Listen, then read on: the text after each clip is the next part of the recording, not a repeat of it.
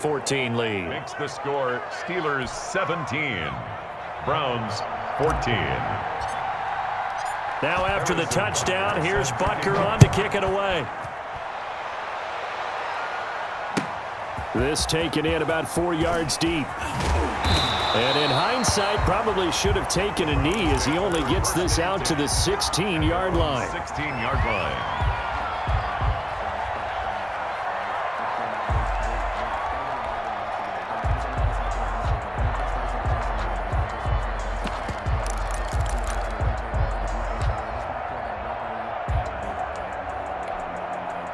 The Browns drive about to get started. And that last touchdown drive they had very balanced. How key is that balance? It's huge because most of the time when we talk about balance is run, pass, almost 50-50. But most of the times when you talk to offensive coaches, they say balance is we do what we want when we want to. And that means that they're ahead of the defense, keeping them on their heels. Yeah, they imposed their will on that last drive.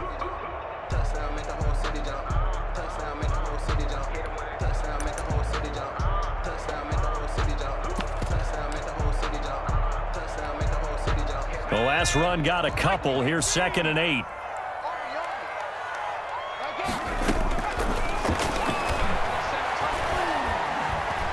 Forced out to his left. Incomplete, almost intercepted. They haven't picked him off yet. Would have been a great time for the first, but instead it's 3rd down.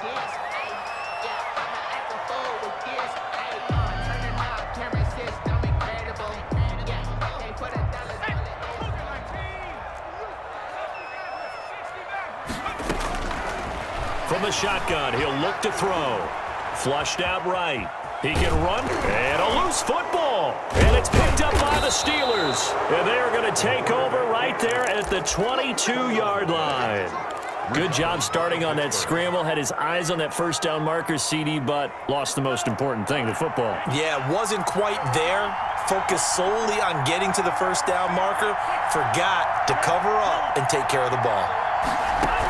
On first down, they run with Howard. And he's going to get a solid gain of 9 before being brought down. 2nd and right at a yard. That's a really nice job by them picking up the run blitz and detecting it and blocking it and turning it into a nice run. And a lot of times you think if you blitz a running play, you're going to smother it. But a lot of the blitzers, they come in a little bit high. They don't have great leverage, and they're easily blocked and turned to the side. And the Steelers are going to be set up with a 1st and goal as good running gets them down to about the 4-yard line. Well, you certainly have to give a little credit here because they are playing this game now at their pace. This is ball control football, sustained runs, taking their time, and making it work. And he's maybe going to get this back to the 4, but that's about all. Gain on the play.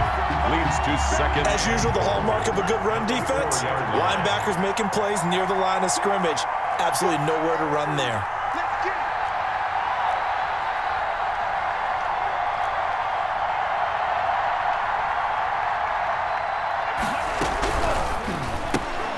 They get this out left. That one good for the completion percentage, but no gain. It'll be 3rd down. And if you're going to pass down here, you better get that in the end zone. I agree with you totally. And as we both know, the field's already condensed. There's just not a lot of space. So you've got to create some by getting some people downfield into the end zone. If you want to throw it short, you've got to have some movement, some room in order to do that. That one didn't work. 1 quarter remains here in this Thursday night matchup. We'll return with more after this. You're watching the NFL on EA Sports. Now, they'd really like to make the short field pay off. We'll see if they can, but this is 3rd and goal.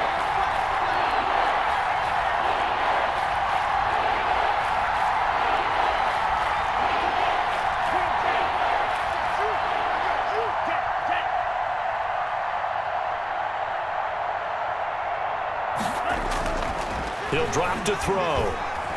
Flush to his right.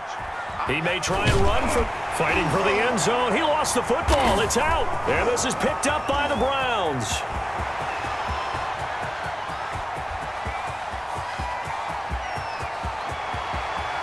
And he's into the end zone. It's a fumble return for a Browns TD. And a big turning point here in the second half, Charles, after that play.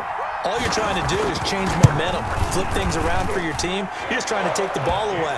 How about when you take it away and score? That really changes things. Myers connects on the PAT, and that will make this a 4-point game. So here's the kickoff now as they'll get it again following that fumble return for a score.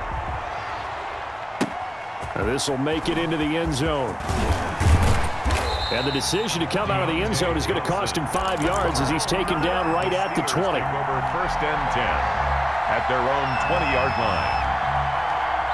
The Steeler offense here about ready for their next drive. And at this stage, in the 4th, they need to work this into the end zone. A field goal doesn't do much. We'll see if they can cash in following the fumble recovery. Larry Ogunjobi there to make the tackle. Now 2nd and 7 from the 23. And the trend continues here in the 4th like it was in the 1st, 2nd, and 3rd. He's had nowhere to run. And you're probably thinking to yourself, why do they keep feeding him the football? Well, they trust him first and foremost. They do believe that over time he might actually pop one of these runs. But bottom line is he takes care of the ball well for them, so they'll keep handing it to him. So they'll come up 1st and 10 now from the 33. Back to throw. And he takes a shot on the release as this will be incomplete. Chase Claypool, the intended target. And that'll bring up 2nd down. Oh, that's got to frustrate him a little bit because they nearly got to him there, and it would have been the first sack of the game. Instead, they're able to influence the release, and they did force the incomplete pass. Escaping the pressure right. And he's going to keep it here. And he's going to be out up around the 45-yard line. Nowhere to go downfield, but he's able to get out of bounds and stop the clock here with a 1st down. How many times have we seen this late in the 4th quarter? Because you know the pass rush is getting after him, and they get upfield, get that great push, and what do they create? Space, and he takes off. The play-action fake. They'll look to throw. And hitting Juju on the slant. And taking it across midfield and inside the 45. 11 more yards that go around. A 1st down as well. 1st down, Pittsburgh. From the gun, it's a handoff to Coleman. And he'll lose yardage on the play back at the 45-yard line. He'll lose a yard there, and it's 2nd and 11. Seems pretty obvious defensively a key was stopping the run game. How have they done it so successful? To me, it seems that these guys really did a nice job of paying attention during the scouting report meeting. And you know, Brandon, when they do those, they talk about the top plays that these guys like to run. The best runs for the top running back. Those are the ones you focus on and want to take away, and they've done that pretty successfully in this game. Johnson was the intended receiver, and it's 3rd down. They'll probably spend a little extra time dissecting the game film after this one. I think the part of their plan was to hit them over the top with the deep ball. They've been unsuccessful all night.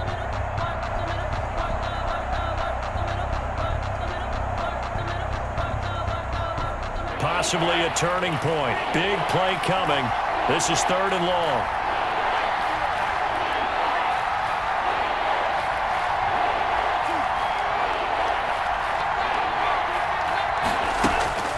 They'll set up to throw. Into double coverage, and it's intercepted. Picked up by Denzel Ward. And they have possession, and they have it at the 38-yard line. Well, that's a drive killer right there. Not a really confident throw either. This one was kind of up for grabs, and it's going to come down the hands of the wrong team. For the Browns, good starting field position as they have it 1st and 10 at their 38. Strong run, but he's corralled just beyond the 40. That's a gain of 4 here in the 4th quarter, with them leading by 4 on the scoreboard. Brandon, you know how many times we've done games, and at the start of the 4th quarter, we see both teams hold up the 4 fingers, 4th quarter is ours. Well, how about this drive? You saw the 4 fingers for 4-minute offense, and this offensive line has really hunkered down and established themselves. Now, this is where they say, put the game on our shoulders, we'll lead the way, right? No doubt about it, and let me tell you, if you're a running back, all you want to do is get behind those big fellas, have a little vision, and find some space. And a solid way to do that on the first play of the drive there.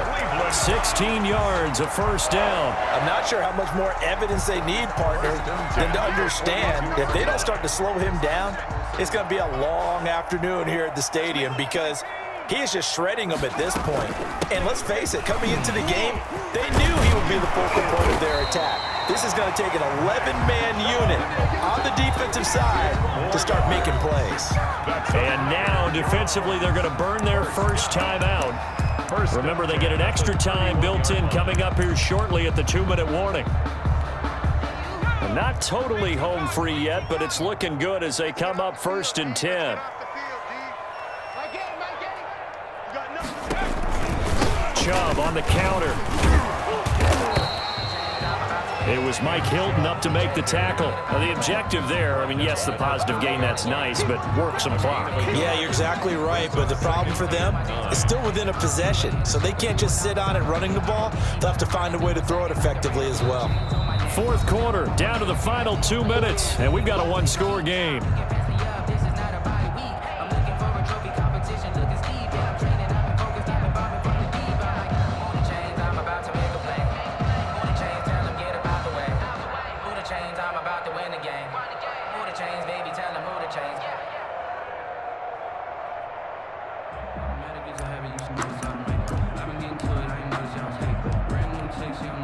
So the Browns in possession of the football here as we get you reset. And let's see what they've come up with offensively after having time to talk it over. Steps away.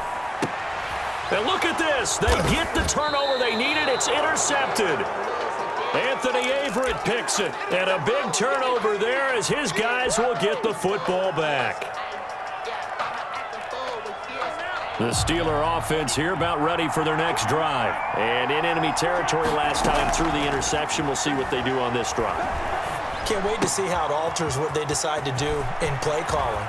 Do they continue to throw the ball? Do they want to lean more on the running game? It'll be an interesting sequence of plays that they've got coming up. Does it often affect the play calling with the interception? How much does that change what you do? I think it does depending on why the interception was thrown. Sometimes it's just a matter of the defense made a great play, so you continue to come back. But if it's on you, if the offense just doesn't have the confidence, if they're a little bit shaky, maybe try and take the pressure off. And he can't get a throw away. He's taken down. Myles Garrett in there for sack number 85 of his great career, moving him past Hall of Famer Howie Long on the all-time list.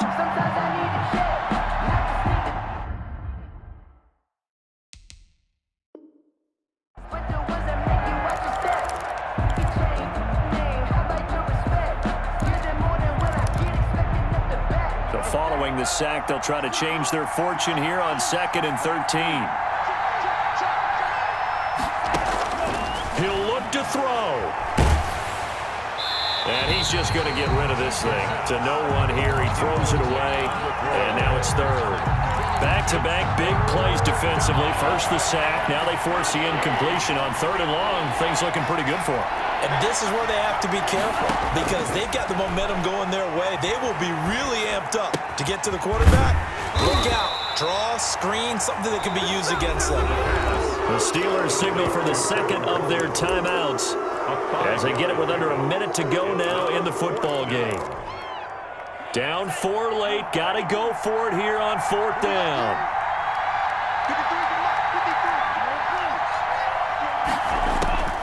Back to throw. This is Johnson. He's got it. And he'll be out just a yard or two shy of the 30. They keep the game alive, at least for the moment, as it's a first down.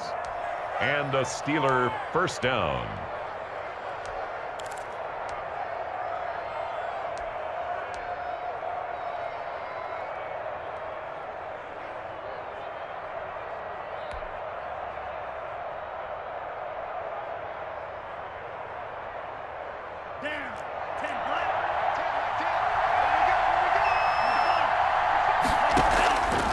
The play fake. He'll look to throw.